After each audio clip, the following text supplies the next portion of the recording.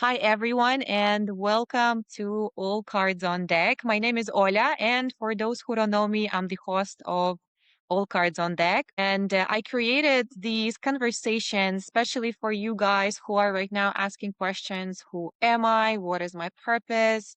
What am I doing with my life? And I really want you to get inspired by real people, real stories, those people who are already a few steps ahead, living their lives purposefully, following their passion, following their skill, whatever that purpose is for them. And with these stories, I also want you to get inspired to start taking action and get out of your comfort zone. And All Cards on Deck is called All Cards on Deck for a reason because we're actually playing a card game at the end. So, my dear guest, prepare. It's called We're Not Really Strangers. And these cards, they have random personal questions on them. And this is how we're bringing a bit of fun into this live and also getting to know our guests from a different angle, more personal and beyond what they do, beyond purpose. And today's guest is Sahil. He's the co founder and lead mentor of Step Ahead. And he teaches his students not only to use AI to ask questions or to create content. No, he goes beyond the typical average user's patterns with AI and usage. He helps his students to build apps, websites, automation systems, and his students have a very broad age range. He has students that are 7-year old. He has students that are 60-year old. So we can see that there's absolutely no limits with the age. And I actually got to know Sahil through a client of mine, Noemi. Noemi, if you're here watching, hello, hello. Thank you for the intro. And she is also Sahil's student and created some pretty awesome automations and a website and cool products. So this is super exciting. Thank you, Sahil, for coming to All Cards on Deck. Very happy to have you here and have this conversation with you. Thank you so much, Ola, for an amazing intro. It's actually one of the first times I've been introed like that, so love that. And it's a pleasure to be here on All Cards on Deck. Would love to share stories. If there's something that I want the audience to take away from our call is that AI has definitely democratized the power of building from an idea to a real product, and almost anyone, like you said, a 7-year-old to there is basically no age bar. There are no degrees needed. If you have an idea and you want to solve it, then this is the right place to begin. And I'm all for it. So any idea is an important idea and we help you build it. Nice. And what you're teaching others can also help them find their purpose and reach that place where they are living also a life filled with purpose, a fulfilled life by creating a product they were dreaming or creating, finally making that idea live. So let's jump into the questions straight away. The first question that I ask all my guests is, who are you? So I'm Sahil Modi.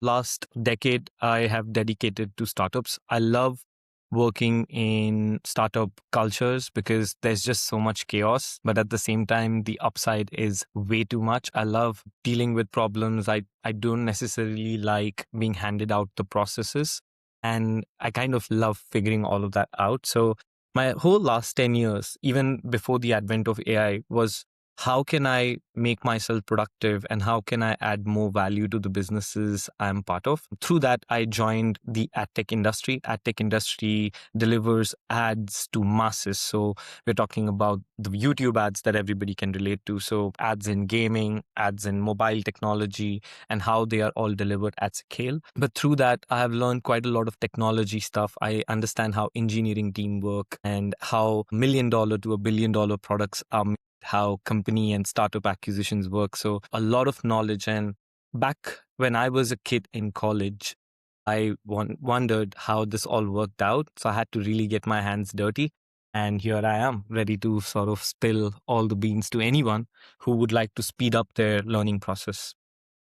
Amazing. Well, thank you for sharing. And tell us, what is your purpose? So this is a very interesting question, Ola. Purpose was something that I was, like how when you know that you need a purpose and then you get frustrated because it doesn't come find you. So you're always Yes. trying to grind it out. You're trying to find how do you add value to the world.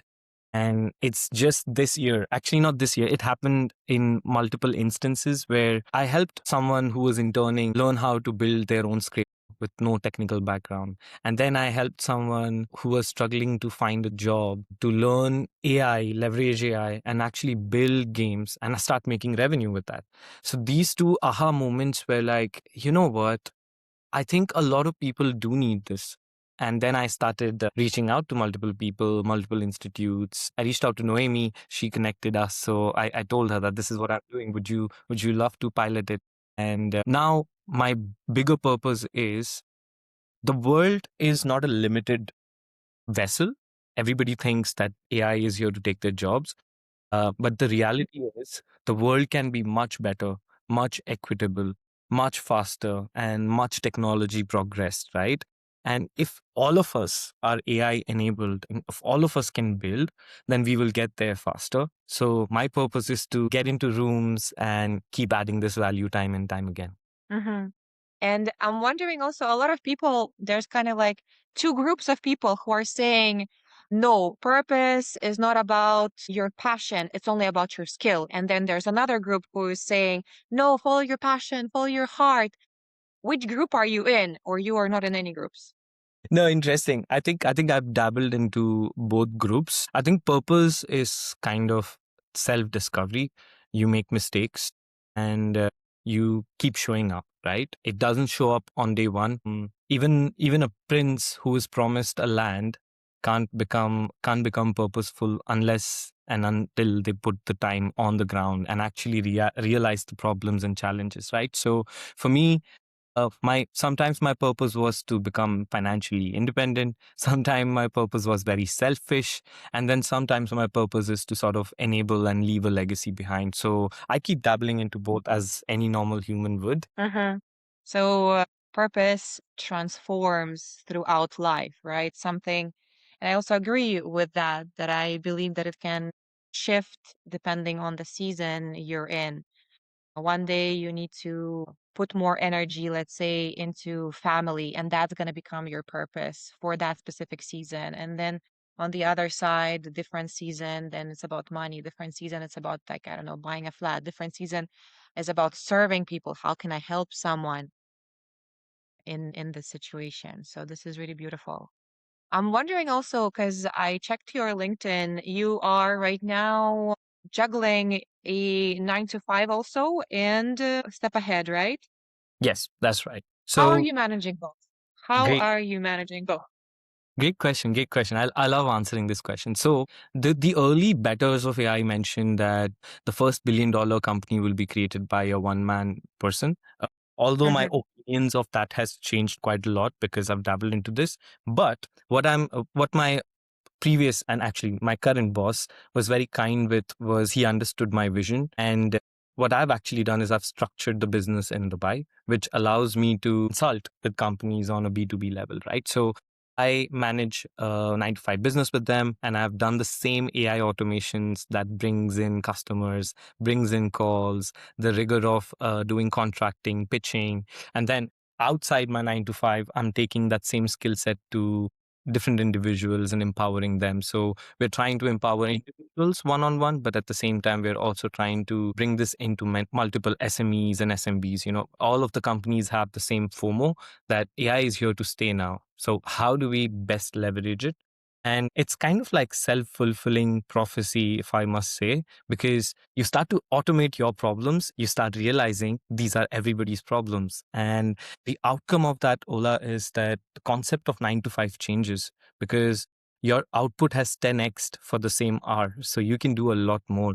My emails get read by my AI agents. My website gets managed by my AI agents, right? So the CRM, which is the hardest part, like I'm sure a lot of salespeople, they struggle with housekeeping, the CRM tools and adding notes and hours of research. All of those are now currently done by AI. And this allows me to come very fresh to a call and push what I need to push, which is value to the individual, because that is something where a human presence is still required. So I'm currently my goal is how much can I take on my table and output without burning out. So far, it's been good. I'm seeing quite a lot of, and I'd love to demo you as well all of these instances that I'm talking about. Yeah, we'll get to that 100%. So everyone who's watching, stay tuned because we're gonna get a demo today. So what you were mentioning is that right now people are more productive because of AI. They can manage more things when they automate systems, when they have systems in place. They can do, I don't know, whatever they were doing for 6 hours now can be done for 2 hours. And there's a post on LinkedIn that I actually seen recently, a person saying that, hey, what are we going to do right now with the 9 to 5 hours? Because right now people are managing to do those things much faster and then they're pretending to work, wasting their time. So, what is the management doing right now? Will they put more duties on those people? But those people don't want more responsibility, so they will be pretending that they're doing more and not to get those responsibilities. So there's kind of like a clash. What do we do right now with these 9 to 5s and that extra time? What are your thoughts on this? No, this is a very interesting question, right? And this is where the democratization of AI, the equitable conversations come in, right? The output per person. So what's going to happen now and the future is that a lot of the earlier dashboards were very clunky, which is some data doesn't follow through. You don't get to see the output per person. You don't get to see your revenues mapped real time, or at least till the last day, right? Now, what's going to happen is everybody is going to become a very objective oriented person. Like there's something called object oriented coding, which is taught in C++, the foundation of that. I think the world is moving towards objective building. What that means is everybody's gonna start realizing what is their impact into the system and how does that really add value. Someone who is adding a lot of creativity is going to start adding a dollar value to this. Because of this creativity, I was able to open a $1 million deal, right? Because of doing XYZ. And the world is kind of going to shift towards outcome measuring versus the time input.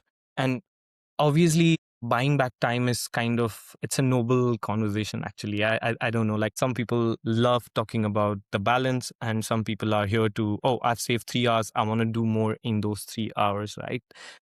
So I think that conversation will still be ongoing, and how big corporates and big companies are going to assess that.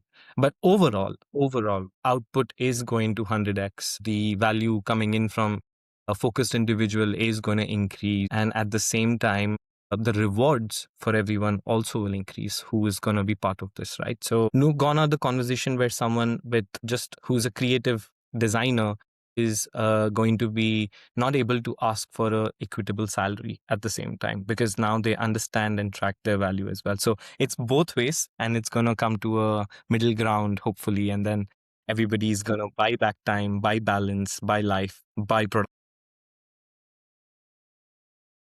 Honestly, I personally prefer the result-oriented system rather than the time because we all know countries, Scandinavian countries, who are reducing time at work and who have even 4-day working weeks, and the productivity rises and the results also rise. KPIs are reached much better. And again, that harmony between work and life is there in comparison to big cities like Dubai, New York, Hong Kong, where everyone just works after work in their sleep, etc. And I remember even when I was working in a 9 to 5, I really loved my boss, Olga. She was also on All Cards on Deck once. And I loved, she was saying that, hey, I don't really care where you are, what you do, how you do it. You can be on the moon. But if you're bringing your targets in, if you close your monthly target, you're good to go. And this is what I think everyone in the companies have to implement, like result-oriented structure. So And what are your thoughts on, yeah, people being scared that AI will take their jobs. And right now also there's so many, I see also a lot of posts on LinkedIn saying that, oh, this company fired 1 million people, this company fired thousands of people, cutoffs, cutoffs, cutoffs. What are your thoughts on these on this? It's like the layoffs are the hardest, right? Like nobody wants to lose secure job or something like that. So it's an unfortunate thing that happens in the corporate. But at the end of the day, I don't think so they are directly or indirectly connected with AI. Sometimes what happens is certain departments or certain wings do not add the outcome that was expected out of that. And then it obviously, like, I'm not from the management, but from the management perspective, I'm sure companies are driving a bit P&Ls. And sometimes, and one of my leaders actually told it to me, sometimes to make the body move you have to cut the arm, and those are hard decisions to take, but sometimes that's very essential for survival. But does that mean that people who are getting laid off don't have the same opportunities to come back and hit harder? They definitely do. And that is where we, like, this is kind of my broken record theory for everyone. AI is definitely the new fire. It speeds up your learning. I'm actually not a software developer. I've I've always seen work of an engineering team from the side. So I was comfortable chatting with AI and telling it, "Can you guide me? I want to replicate the same system that they had. I want to replicate the tech sprints. I want to replicate the rhythm of a software developer." And something that would take for me 6 months to 1 year of rigorous training earlier now takes me 2 weeks, and I'm actually launching SaaS products. I'm launching reasonable products, right? So I think it is kind of a hard time where companies are figuring stuff out. The layoffs are, they have always been part of it, actually, Ola, right? Like layoffs have always been happening. There's too many socio-economic political things also happening at the same time. But I find reasons to go back and learn every day more than ever, because the times have changed. Earlier, when I was trying to learn something, when I would hit an error, someone who is a developer will not shy away from finding that problem out on Stack Overflow and double down on Google. But today, if I run up with the same issue, I don't have to give up on stage one. I just have to ask AI, hey, help me with next possible step to go ahead. So yeah, I mean, that's my take on this for now. So would your product, whatever you're teaching your students, can it help them in the employment market? Absolutely. Absolutely. So Mhm. that is the big bet. That is the big bet. The people who are learning this are, like, I can actually speak of my students, right? The 7-year-old who has built is an Iron Man fan. So he has just built a game quiz. He's excited about that. But as the age comes in, the same skill outputs something very different. A 14-year-old state level competitive swimmer has built an Apple Watch app so that she and her peers can track her lap timing, her heart rate, and furthermore data that the Apple Watch collects, and with AI intelligence on what she can do. Should she go harder on the next lap? Because maybe what coach doesn't know is that she is actually tired or exhausted. So there's counterproductive in pushing her harder, and she's solving that, right? Another kid, and this is a 16-year-old, right? He said, and I quote, that he wants to interconnect the Whoop watches data and make sure that there is a ping that goes to his grandparents in such a way that they know that they are being taken care of. Now these are ideas which would be in your mind as a 16-year-old, but you will not build it. But these kids are actually going ahead and building it, right? I have one more story, actually, and this is from a almost retiring 60-year-old teacher, right? She used the same foundational course. She went ahead and built a sustainable habit development app. So now she has made this app. She gives it to all her students, and their students basically just check mark certain questions like, I walked to school today, 5 points for sustainability. I didn't throw a paper in the garbage today, so 5 points for sustainability. And you see, at the same time, the entire classroom starts learning what does it mean to be sustainable, right? So the scalability, the transferability of this, and the corporate people that I'm training are bringing so much more output that I can definitely say that everybody who is learning this very employable. It's just that how can they position them in the right place at the right time to, monetize that skill. That's a whole different skill set, which I would love to talk about, but maybe in different session, of course. Mm-hmm.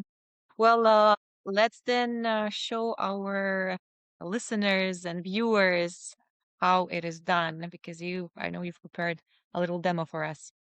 Absolutely. I'll share my screen so the viewers Mm-hmm. can watch it. And I call it the Jarvis demo because it's kind of like Iron Man talking with Jarvis and getting a lot of stuff done. So just let me know when you can see my entire screen. Hmm. Yeah, I I can see. Perfect. You can see my screen. So I'll be switching between screens to show the demo, and I'm going to give multiple agents multiple tasks in the process. So what you're seeing here is my Step Ahead website, right? It's a live website, which is stepaheadco.com. And there are a couple of things that I would like to change here, right? So let's chat with our agent. By the way, on the left side that you can see is Terminal. Terminal is the most foundational thing that I teach all my students. I get them comfortable with Terminal because this is not even something you download. It has always existed in all Windows, Mac, Linux PCs, right? So, my work rhythm is to teach students to get comfortable. But here's the cool part. I'm gonna take a screenshot of my WhatsApp icon here, and I'm going to ask my agent, hey, I actually liked the icon with WhatsApp original color better. Also, can you take another screenshot here maybe and say, um, can we change the icon from a sorry, stopwatch to an hourglass? Right? Very simple change. This would take quite a Mm-hmm. lot of effort if I give it to my developer. But if you learn this and you do it for small businesses, this is how powerful it can be. So I go ahead, I mention my website and say, hey, can you make this change live ASAP? Right? There you go. This is Claude that I'm using. I use Fable, I use Opus, I use different plans. It doesn't matter. The foundational bit remains the same. Now, as my agent starts working on this Ola, I'm not going to sit here. I'm actually going to do something more fun. Um, so every business, they run Facebook ads, right? And obviously, when you're running Facebook ads, you're spending quite a lot of dollars. So you would want to definitely know how your ads have been doing in the past so that you can learn, right? So, hey, can you create a ads report? And I would like to know the best creatives and poor creatives. Also, give me a solid report which helps me with the next step. And while my other agent is working, I've gone ahead and asked another agent of mine to actually pull live reports from Facebook Ads Manager. And you see, it's actually pulling the Step Ahead India and UAE ad budgets and is going to like create a report in a few minutes, right? While my agent is Mm-hmm. also making this change on the website, I can also go and do something really cool, right? So I can say, so this is my sales OS system, and everybody manages like a CRM and a dashboard. Mm-hmm. CRM is something where you manage all your clients and discussion, right? So we are having a conversation, and you can see that my draft is totally empty. But I can say, hey, I just did a live call with Ola. Um, you can find the email, today's LinkedIn Live invite, right? I'm not even giving it the email ID. I'm being lazy. Can Mm-hmm. draft an email mentioning how much fun I had and would love to do this again, right? Just a warm message and a warm prompt for that. Oh, should I take it to another level now? There are Let's three years go. running. Okay, okay. Challenge accepted. So just like any businesses, this is actually the story of one of my student, right? So he has learned this skill set and actually launched apps on the Play Store and App Store, right? This is a huge feat because you're not just creating a software, you're making it distributable, and at the same time, you're making revenues from it. These are actually the revenues that we are making. Yesterday was one of the highest revenue we made. So who knows, this number could reach to $1,000 a day at some point of time, right? Based on, but how do you know if you are headed in the right direction? So worry not, we have our agents for that as well. Hey agent, can you update my P&L dashboard? And also, since I'm demoing it, can you open the other website, again being unspecific, which tells us how you work, right? So this is very cool. The updated PNL systems will actually pick data from Google Ads, Google AdMob, my actual app analytics, and it's going to create a complete dashboard that I and my team can see and start improving on the product. Now, this is where the engineering comes in, right? So, while this is running, let's see if my other agents have successfully delivered the output, right? So, it's figuring stuff out. Ah, look at that. It has found out your email ID as well. Mhm, mhm. Meanwhile, my website is fully ready. You can see that my Oh, yeah, I icon can see that. green and the stopwatch has turned into an hourglass here. Meanwhile, my Facebook agent has also pulled up reports that actually help me in the business, and it is actually telling me quite a lot of details. Right? Let me expand the screen out so it's easier to read. Yeah. Sorry if I'm reducing the size, but um, No, sorry, no, it's okay. it's loading a bit too early. But yeah, it's actually pulled out a report saying only ad that ever made money. This was the only ad that ever made money, and it's telling Mm, click through rate. It's telling me cost per lead. It's given me a poor creative report, and it's also telling me how much of attraction I had. Now that's a lot of real value when it comes to running business operations, right? And meanwhile, let's see. I'm sorry, I'm switching between multiple screens, but that's the no, future no, of. it's okay. I'm catching, I'm catching. No worries. Appreciate that. Let's see if my agent actually drafted an email. Look at that. It's gone ahead and drafted an email saying, "Hey, Ola, that was so much fun today." And yeah, I can actually go ahead and attach PDFs to this. I can say much more things, a lot of email campaigns. I actually chat with my agent and say, hey, let's go into the prospecting table and pick up all the clients and create an email drafts. As a matter of fact, yesterday before our live, I actually sent out a complete AI agent driven email saying that I will be showing the same live demo. So RSVP here. Right? Mhm. So the impact is not just at one email draft, but multi-email draft. Let's see if our PNL dashboard was updated. I think it's still running, so we'll let it run. Oh, there you go. Sorry, it opened on the next tab, but let me open it here. So this is what a business dashboard should look like, right? All the graphs, a realistic profit loss. Obviously, it's loss because we are currently investing money. We are trying to gain and hire a team. So it tracks in all of that data, right? But here's the fun part Mhm. tracking. Today's 22nd July. It's tracking how much revenue it has made on 22nd July as well.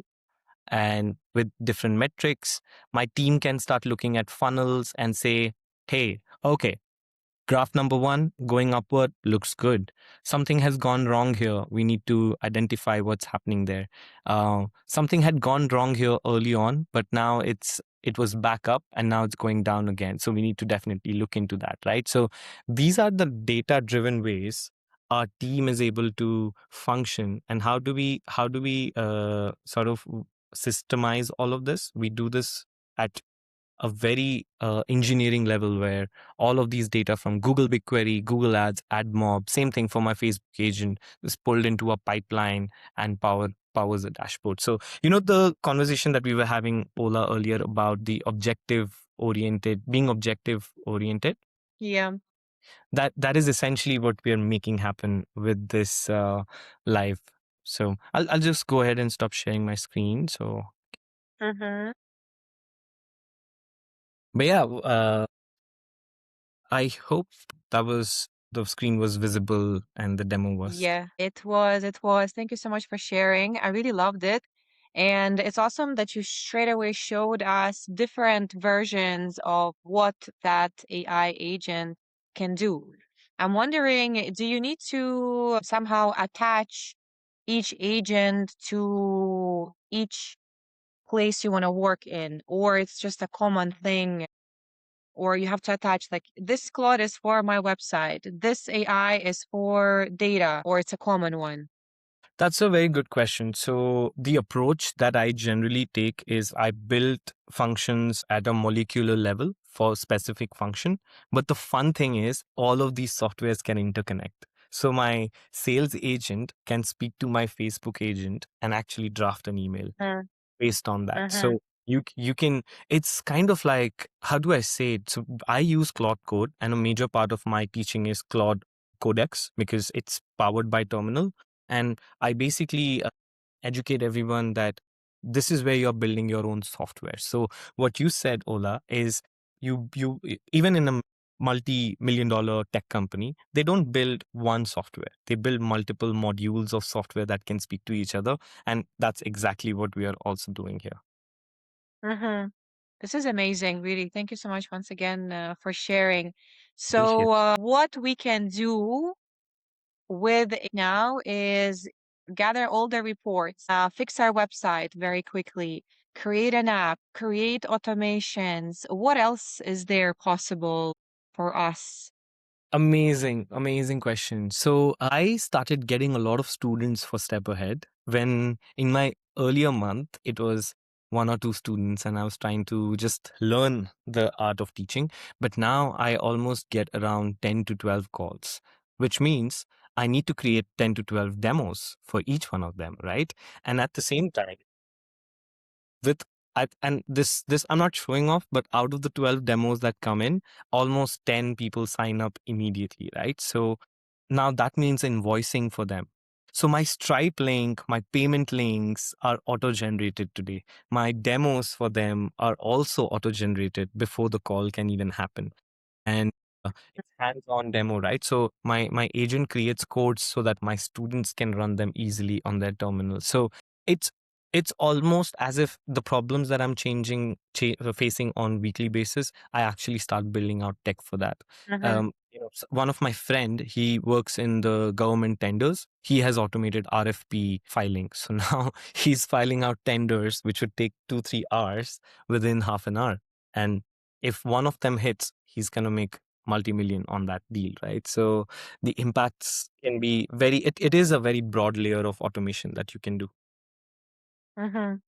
And how do you teach AI so it sounds like you? Because I know a lot of people who are creating content and focusing on that, they're struggling. And right now, also, all the content that we see, not all, but a lot of it, you can straight away see that, hey, this is AI big time. Even when people try to amend, sound like them, it's still, you can still catch that, hey, this is written by AI, or at least amended, or AI was there. Amazing question again. So these are all configs, right? So just like how when you chat, like how you chat, let's say with Chat GPT and Claude in the basic chat feature, right? Where you say, "Hey, remove all the M dashes," but technically you would want to remove M dashes at all times, right? For all the future messages. So when you build out tech, you can actually create these MD files, which Mm-hmm. these are like policies. These are actually rules that you can add. So you can say, hey, like if you want to sound like me, you can tell your agent and say, why don't you read all of my last 100 emails? And these are my favorite ones, and pick how I actually close a client. And then it goes ahead and sees, oh, Sahil does not Like he keeps the minimal thread. He doesn't like to add a lot of emails. So there's always a reiteration that keeps happening in the process for the AI to become better. Of course, it's not gonna be at day one. The system that I showed you took iterations. It took iteration. And what I teach in my classroom is the iteration muscle, is that you're not going to meet Jarvis today. You're going to meet Jarvis 0.1 today. But Mm-hmm. this can point 2.0 Jarvis running your Facebook ads, running your Stripe accounts, running your business almost on auto mode. Mm-hmm. This is amazing. And I'm also wondering, how come you're using not, let's say, Claude itself as an application in the on the computer, but the how do you call it? The Cloud not code, the cloud code. the Claude code, but also the that Terminal. thing that The terminal. the It's terminal. Yes, yes, yes. Why the terminal, not the app itself? fantastic. And this is my most favorite question to answer, right? So basically, we have to go back into the history of computers, actually. So, what used to happen? So, people who were rocket scientists and people who were factory automations, when the industrialization happened, people who used to code and build softwares used to build it on terminal, and there was nothing but terminal. So the Mm-hmm. earliest computers where the users would interact with were first buttons, and then it became terminal. So you had to be a exceptional expert who could write the right codes to then send rocket to moon and Mars and back, right? But then Steve Jobs and Bill Gates comes along, and they want to democratize the use of PC. So they say we're going to add a GUI layer on it. The GUI layer was actually inspired by the Xerox company because they were the Mm-hmm. first one who created like a graphical button that you could say, hey, print 4 pages, print 5 pages, and then boom, you have this, right? And then Steve Jobs sees that and says, hold on a second, this can be on everybody's desktop. So the last 20, 30 years have been about personal desktop, but it hasn't changed the fact that terminal is still the most powerful. So if you run the right code, you can connect to internet, download the softwares. If you're a network security engineer, you can write the right code and find out who's hacking in the system.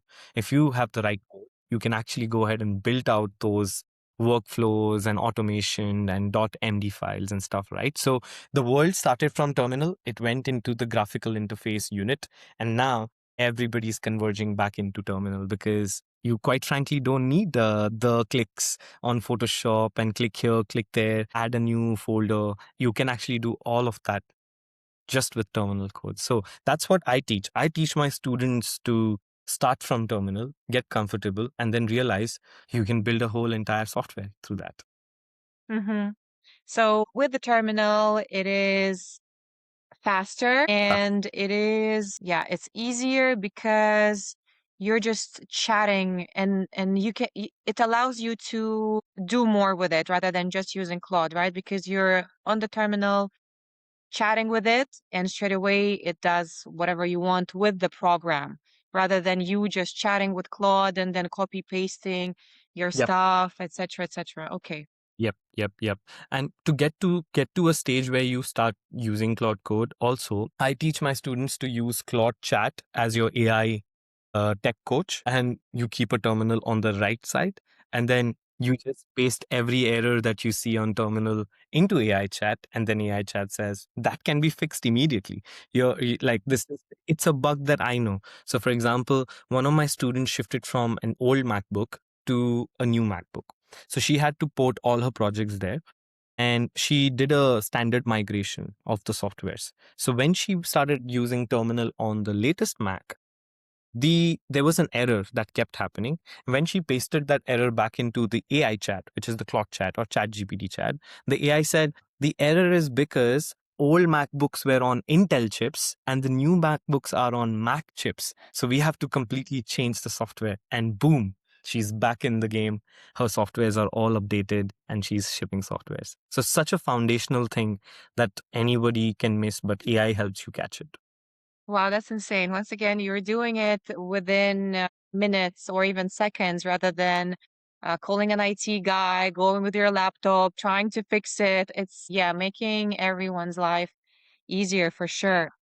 So, what I'm hearing from this conversation is that in the here and now, it's all about not only human or only AI, it's about combining human and AI and having that synergy. And this is where productivity, this is where your jobs will find you, your success will find you, and maybe even purpose. Who knows? Absolutely. You summed it up so well, Ola. That's exactly how I would like to position that as well. Nice. What about the challenges that you faced along the way towards your purpose? What were the main ones for you? One of the main challenges that I was facing early on, I had the ideas, but I was just not taking enough actions. And because sometimes you talk yourself out of your own purpose, and you convince yourself. But as soon as you actually say that the stakes are not that high, but the outcome is way higher, like what if we did that?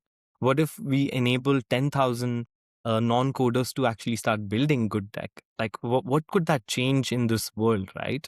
And when you start thinking about that, and then you get one student, then your purpose gets challenged again. You start thinking like, "Oh, it took time, like it took a week to do this, but the next two students happen in days, and now I actually get my student to ship a real website in half an hour." Right. So the exponential change at how that's growing and how your module is developing is also quite fast. So I think the purpose is you have to sleep on it. There are hard days, there are good days, bad days, but when there is proof and when there's testimonials, when there is customers telling you that, wow, this is the most best money I've spent in my entire last 3 years, that's when you know you cannot take a break. Actually, this is where this is where my work-life balance goes out, and I want to make sure that I'm out there in the market. So yeah, that's been my curvy journey with purpose, I would say. Yeah. I'm curious what was stopping you to take action at that point of time? How come, yeah, there was a period where you had those ideas, but yeah, what was blocking you? Great question. And this can be like a business case study. As soon as I registered my own business, I became more enabled. I became more focused on what is my legacy and what how I can actually drive my purpose. So not many people talk about it, but contracts are very essential. Contracts are generally binding, right? It's principally binding. So a lot of us who are working for companies can be signing up on your built out IPs, which can be not yours, purely because of what you sign on the contract. So there was a bit of conflicts always that, hey, am I building it for me or can I actually build it? So that was the hard decision that I took. I left my secure job last year and I said, I was also getting married at the same time. So there was a brief period when I was jobless and I was getting married. So I joke about it all the time. But that was the best decision I ever took because I have taken equity in the game. I now create output based on how much time I put in. And through that, I'm actually now creating a plethora of opportunities that I can drive with clear conscience, with no, like, nobody wants to get into disputes. Nobody wants to go into tech disputes and stakes disputes, right? So these are some things that I've started keeping very clear. Also, thanks to my previous company, they taught me how to do contracts, how to negotiate, how to do sales. All of these are kind of repurposed as a skill set that I actually did not have maybe 2, 3 years back as well. So Yeah, 100%. As an entrepreneur, you're wearing so many hats. You have to be the marketeer, the person who delivers, operations, logistics, design, marketing, sales, all of every, that. I swear, you're Yeah. so Yeah, I remember when I moved, when opened the first company that I had, it was e-commerce. We were selling yoga mats. And yeah, in the only half a year of me working on this project, on this e-com, I learned so much more than I've learned in my 5 years kind of like doing sales. doing the same thing. Yeah, I was changing companies. I had different products that I was selling and learning about them, but still the skill set that I've learned in 6 months of entrepreneurship was so much bigger, broader, and I had to learn so much faster. Absolutely. The Yeah. stakes are so high. So like you end up learning by force, right? And doesn't discount what all you have learned in the past as well, right? So I It's recommend the any foundation also. foundation. Absolutely, absolutely. Like any youth who is 20-year-old and asking, how do I make sure that my curve is exponential? I always suggest that do something technical, do it for a good number of years, get data driven, and also learn sales. It is really hard. Like hearing no is so hard. But I think once you learn that, and this is taught to me by my previous companies. He was also the founder, by the way, and he told me one simple thing. It was a cab ride we were taking, and he said that to me that, do you know, Sahil, what causes anxiety in sales? And I was Mm, like, not closing it. He said, no, it's a bad pipeline. When you know that all your eggs are in one basket and you do not have different pipeline which can replace that, that's when the anxiety comes in. That's when you start thinking, I'm failing. And it's not that there's a lack of self-belief, there's a lack of system, essentially. So he said, mhm, having a pipeline, good clients will come in, bad clients will go. Don't worry about what you don't close, what you close. Make sure that you have conversation lined up the next week. And that's it. It just changed. mhm. Yeah, bravo for that. And thank you for sharing because it is important to clean your pipeline and not hold on to those deals and people Absolutely. that are, I don't know, not replying for 6 months and you're still holding on like, oh my God, maybe I'll close. Maybe you will, maybe you'll not, but no need to waste your time. Exactly. We call Exactly. it with my partner, because we also have a project related to sales. We call it zombie deals or and yeah, we need to do graveyard audit to remove the zombie deals, remove the dead deals, and only have the ones that are the ones that are alive. So when you moved to when you registered your company, you basically quit your job fully and completely and decided to go full in into your business, right? Yes. Yes. Were you preparing for it somehow, or it was like, okay, I'm just doing it right now? It was not thought through, or you actually did some planning. Very, very much. Like it is a lot of planning, a lot of thoughts went into it. I was when I was 10 years back, when I was a college going student, I used to think I will create the second Flappy Bird, become a millionaire, and retire Mm. in Bahamas. That was a very simple, right? Maybe So that's gonna happen. Who knows? because Flappy Bird became such a big thing, and I was like, wow, this is so cool. People building tech, and it's glamorous, it looks hot, and it's amazing, right? So I was like, I'm gonna do that, and then I quickly realized I do not have the right mentors, I do not have the right ecosystem, and I don't even know if this can work out. So that was and I had an offer from a big tech company, like an MNC, which would house 500 people. Of course, the learning there would be a lot, but I said, I'm going to work in startup for the next 10 years. I'm going to learn how these founders do it. I'm going to focus I position myself to be always working with founders in the last four companies that I worked in. And each one of them, such different energy, such different learning. Someone taught me urgency. Someone taught me the power of patience. Someone taught me what is product management, and someone taught me sales, right? So all of that combined, it just felt like, hey, you know what? You're ready. Like, you're ready. Like, what's stopping you? The delay in this decision is actually delaying what you have been preparing for since the last 10 years, right? So let's jump on.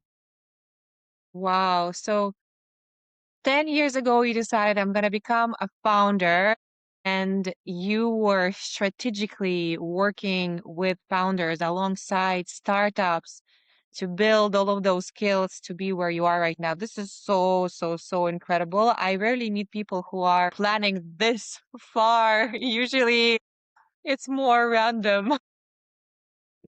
No, thank People find themselves being founders, yeah, by accident even sometimes. Even for myself, again, I never wanted to be an entrepreneur. It just kind of happened by itself and I flowed with it. Interesting. That's beautiful. I think serendipity and the need to step up are somewhat the exact meaning of you're prepared at the right place at the right time to take that, Mm, right? So yeah. that is actually the definition of luck. Being lucky is just showing up, and the one time you need to, you're like, somehow life has prepared you for it, and you take up all Mm-hmm. responsibilities. And maybe we are also Yes. prepared for something else for the future. Like, just speaking, whenever you mention the word purpose, I go very meta. I think very philosophically on that in the bigger scheme of things. Yeah.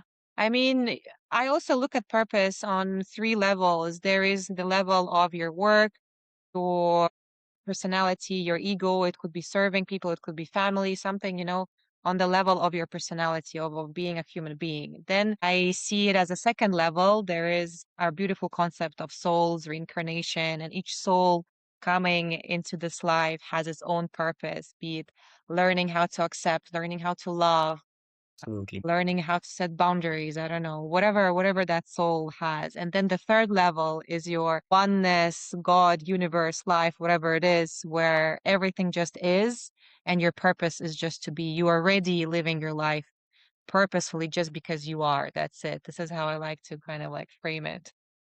Oh, wow, that's so profound. And like that's a lot of takeaways from me as well. Thanks for sharing that. And Ola, I definitely look forward to also just catching up, post our live. And I mentioned to you that I had a coach at some point of time who like within Yes, I just remember. Working on the mindset really helped. Mm-hmm. absolutely letting go of your anchors, letting go of your limiting beliefs, going into the mental gym daily, and like coming out on top of that. These are hard things, and a lot of us sweep it under the rug, and quite many times. And I think sometimes having a clear perspective, the way you put it out, actually just clicks in the right time for some, right? So it can help them change their lives in just a few words. Exactly. I would love every human being to understand that it's important to work on your body, your health, and that's the obvious part, but also to have that mental gym. I loved that phrase you used to not only work on your muscles as the body, but also your muscles in your as your mind. It all has to be in unison, in harmony, together, working on several levels. And one more question. Could you give us tips for those who are in search of their own purpose? Any tips for these people from you? I I used to think that stardom, success, all of it comes on itself, but it actually just truly comes from human connections. Having the right best friends, having the right people that you set as your idol. Sometimes you may not know, but you may actually learn how to dream by seeing someone else's dream. So it's the little things, it's the little interconnection, it's the energies that you share. Someone else might tell you that, Ola, I have been dreaming to go and work from this island. And I think life is beautiful like that. And, it might have never even occurred to you. And weirdly, you start doing that and you start doing that. So, like, a lot of my friends used to tell me, Sahil, I think the best life could be the company pays for you and you travel the whole world. So, I had one passport stamp when I moved to Dubai. And by the end of my gig at Audio Mob, I had traveled over 10 countries in span of just 1.5 years, right? So, someone at the right place, right time, someone else's dream projected on me. I felt good about it. The feeling of it kind of added onto my emotions, and then the universe kind of created that opportunity, right? So I would say, to find your purpose, be around purposeful people, have these conversations, ask people what they dream of, ask people what they want to do actually. And they may have answers, they may not, but someone else's answer may just inspire you to do your bit, right? Mm-hmm. And this is where the topic of comparison also comes in, because you can compare yourself with someone who is a few steps ahead and get upset about it, or you can look at someone who is a few steps ahead of you and get inspired and look at them. Damn, they have such an amazing life. I want the same. Have a conversation with them and ask questions. How did you get there? Please teach me. And the more I meet people, the more I see them willing to share their experience, to share their teachings, mentor even someone, to literally take their hand and mentor those people to get where they are right now. And yeah, people are much kinder than sometimes than we think. So true, so true. It's a lot of social capital that will actually bring you your next big opportunity. Money is it's a game. That's just point keeping. Sometimes you lose, sometimes you win, but the human connections at the center of it is the one that will drive you in the right direction. Hmm. That is also abundance. That is abundance, human connection. Because also a lot of people think that abundance is all about money, but abundance is also that human connection that you have. I don't know, even small things, having a roof under, above your head, your family, your health, all of it is also how I see it is also abundance. So So true. we will move to the last part of our all cards on deck conversation, and we'll play some cards. Sure. It has three levels. So the first deck is level one. Let's go. How likely are you to go camping, and how high maintenance is your setup?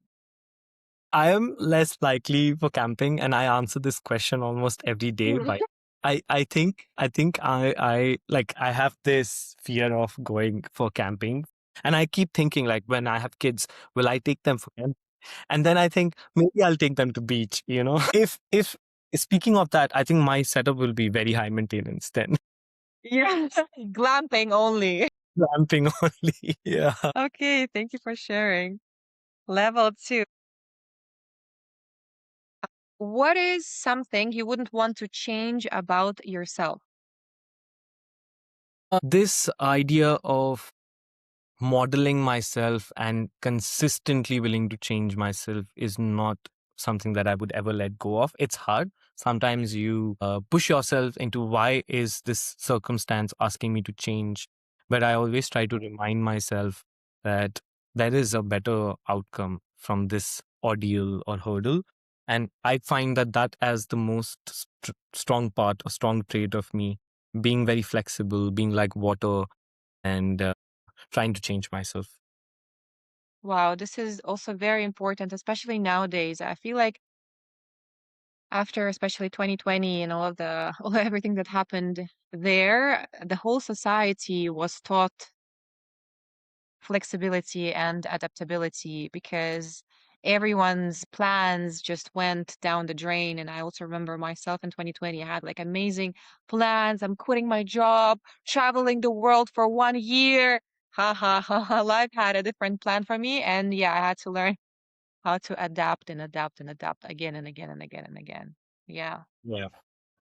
But I'm wondering with all of the adaptability and being flexible and being flowy like water, how do you combine that flexibility with planning, or you don't plan, you just flow? Or from our conversation, I realized you plan ahead, very much ahead. But how are you combining them? Being the planner and being adaptable and flowy.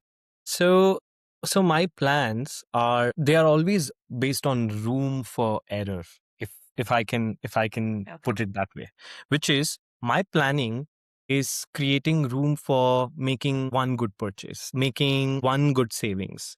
And it's the room for error of how long can I survive if there was no opportunity. And I try to sort of create that into abundance for me, thinking that this is Mm-hmm. why I'm doing what I'm doing. And so my plans are a bit not to the point, it's guardrailed that this is who I'm trying to be. This Mm-hmm. net worth I'm trying to drive over the next few years. My persona will be this. But at the same time, my adaptability is basically allowing me to quickly change plans if something changes. Medical, Mm-hmm. it's like People say don't prepare for medical emergencies.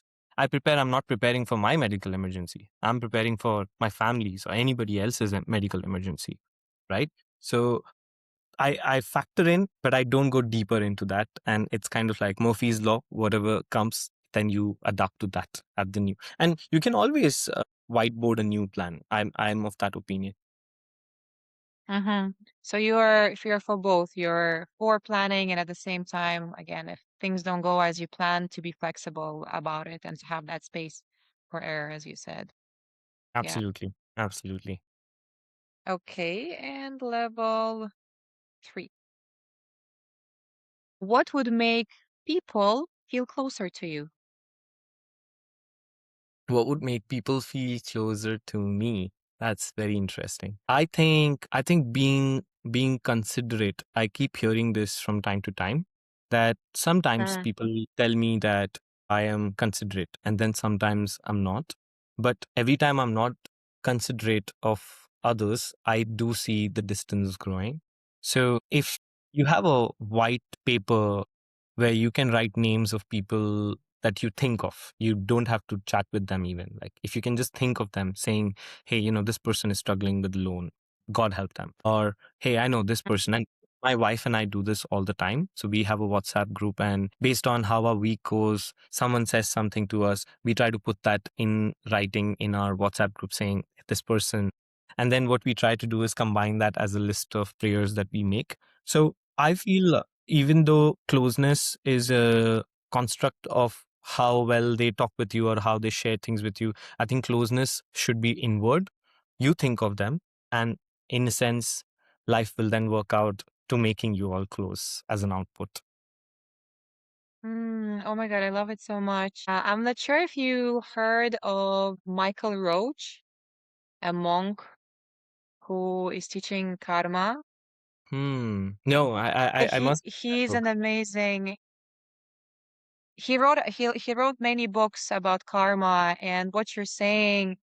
Thinking about the person, even having a group with your wife and just putting those desires of other people into that group, having your energy, your focus in it with prayer. It is even by his teachings, by Michael Roach's teachings, you're planting seeds of good karma just by doing such a seemingly small thing, because maybe physically you're also helping other people, but even that small thing of praying for someone from all your heart, wishing them to succeed in what they do, is also very, very good for your karma.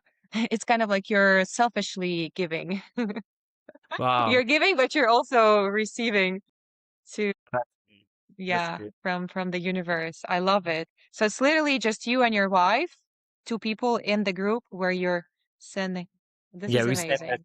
like whatever, like something is happening, we see an apartment that we really like, rather than like sticking on that topic, we just say, may God help us find the right apartment. But we are putting out the energy that we have seen the apartment that we like. So if it works. Otherwise, we are detached. We will be flexible. Yes, this is amazing. Well, thank you for sharing. Such a beautiful strategy, guys. So pencil it in, write it down, and experiment with it. Okay, so we'll be wrapping up for today. Sahil, let us know what is the best way to find you, get in touch with you, book a call, start working with you. I'm reachable on LinkedIn.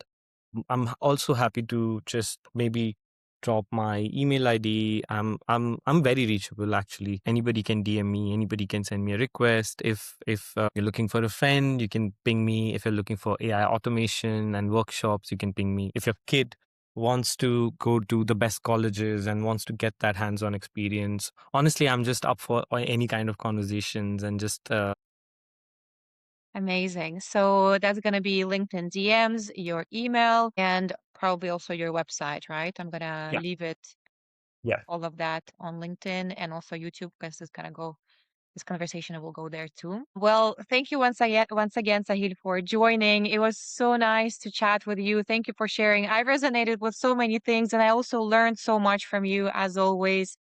Thank you for coming, and thank you everyone for joining, for listening to us, and we'll see you in the next one.